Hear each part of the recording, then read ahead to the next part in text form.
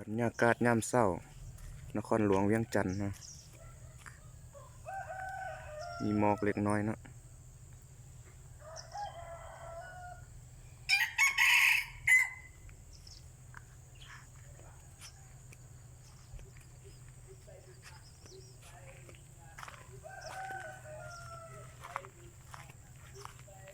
อย่างบนคงนาเนาะ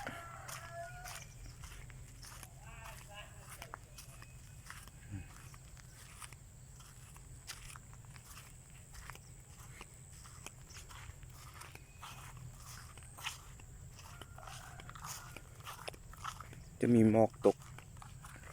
เล็กน้อยเนาะหลังจาก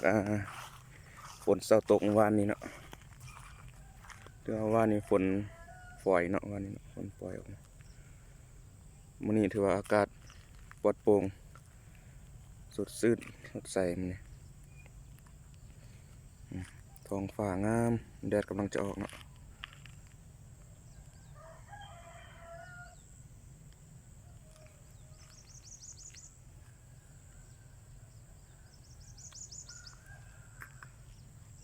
เขตนี้เป็นบ้านนาเรียนเมืองนาเสทองเนาะนครหลวงเวียงจันทน์